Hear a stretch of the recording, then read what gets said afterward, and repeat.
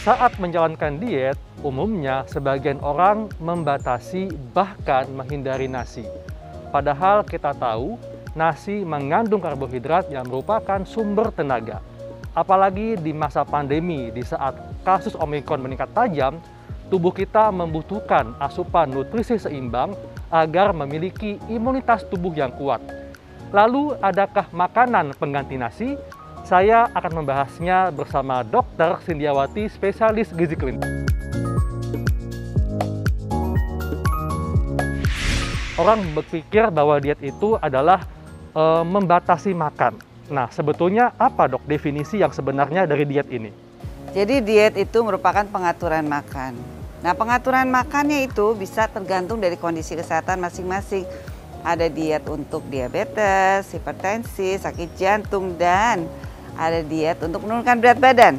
Nah, diet untuk menurunkan berat badan itu tentu saja diet dengan kandungan kalorinya kita turunkan. Nah, yang sering orang salahkan adalah begitu dia diet, dia nggak makan nasi sama sekali. Oke, kemudian nggak ada karbo sama sekali, tentu saja begitu diajak bicara atau berdiskusi, otaknya nggak bisa berpikir dengan maksimal, sehingga lemot katanya gitu. Oke, itu otak. Tapi ada satu hal yang sangat penting kalau asupan karbohidrat kita nggak ada. Sel darah merah. Sel darah merah itu membutuhkan karbohidrat untuk nutrisinya. Jadi kalau nggak ada sama sekali, kasihan banget tuh sel darah merah, gimana dia bisa hidup? Betul. Karena tidak ada nutrisi dari karbohidrat tersebut. Nah, nasi merupakan salah satu karbohidrat yang memang kita kenal dan sering kita konsumsi. Nah, akan tetapi kalau mau untuk lebih sehat, nggak ada salahnya nasi putih kita tukar ke nasi merah.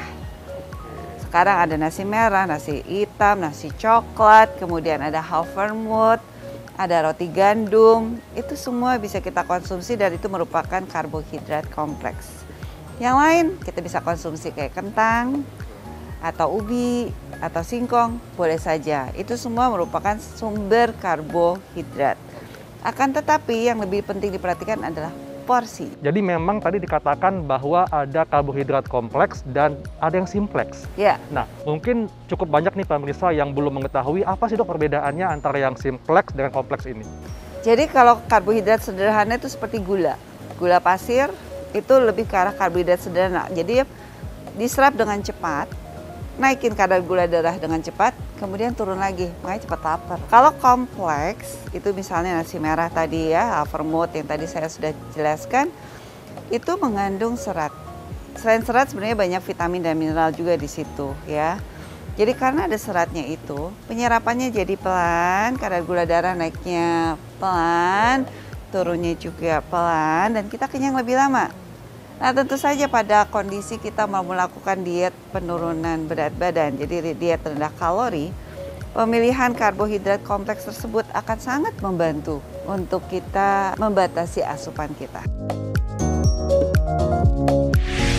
Untuk mendapatkan sumber tenaga yang sepadan dengan nasi putih, bagi mereka yang ingin menjalankan program diet menurunkan berat badan, berapakah mereka mesti mengkonsumsi makanan pengganti nasi putih, misalnya gandum, ubi, singkong, jagung, dan sebagainya?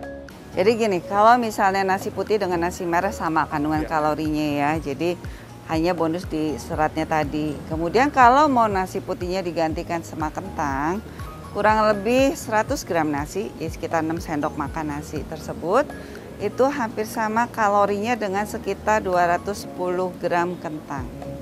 Ya, jadi bisa menggantikan. Ini kentangnya direbus atau ya, jadi kalau dikukus? misalnya kentang ya direbus atau dikukus sama kalorinya, tapi kalau digoreng ada bonus.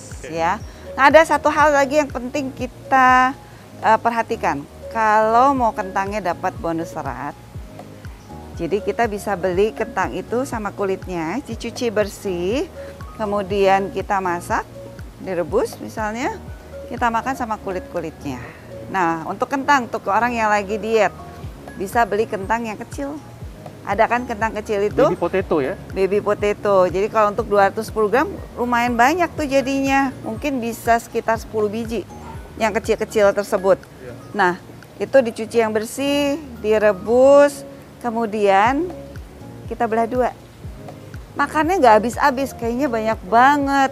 Kalau suruh makan sekitar yang 210 gram itu, kenyangnya minta ampun, apalagi kan itu sama kulitnya.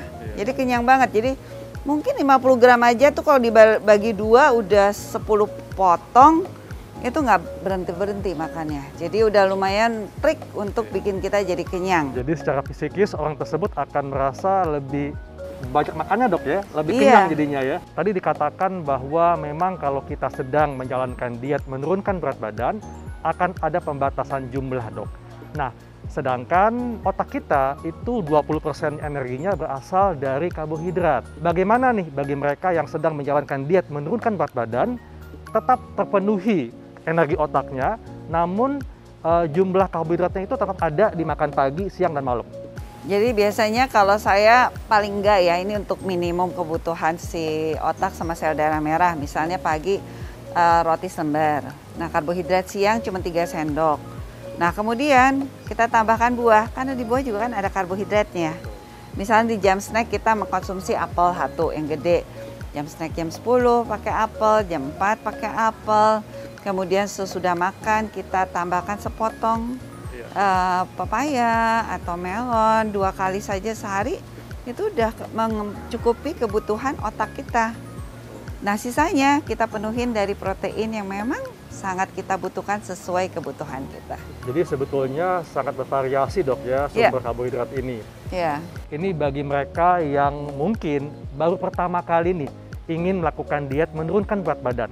Tentu butuh usaha atau mungkin di awal terasa jenuh atau mungkin nggak bisa nih karena terbiasa makan nasi.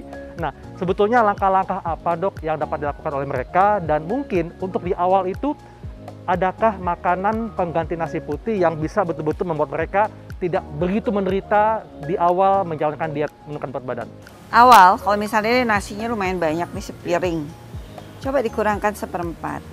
Kurangkan lagi 1/4, bertahap. Sampai mungkin mencapai yang target, misalnya tadi ya, 3 sendok makan tersebut. Yang lainnya mungkin bisa menggunakan nasi shiratake, yang sekarang lagi banyak orang konsumsi juga. Jadi kombinasi saja, misalnya 3 sendok dengan nasi putih atau nasi merah, kombinasiin dengan si shiratake. Kenapa tadi aku bilang nasi putih? Karena tambahan shiratake itu akan menambah serat. Jadi kalau pada orang-orang yang aduh belum bisa nasi merah, nasi putih dulu dok. Oke, triknya tambahkan serat. Nah, seratnya bisa dari shiratake atau tambahin sayur yang banyak. Jadi tidak sengsara dietnya. Jadi diet tidak perlu terlalu sengsara. Diet tidak perlu sampai terlalu kelaparan. Yang penting kita tahu gimana triknya supaya kita dapat mencukupi kebutuhan etis proteinnya. Minyak nggak usah banyak-banyak, sayur kita banyakin, sehingga kita tetap diet tapi kenyang banget.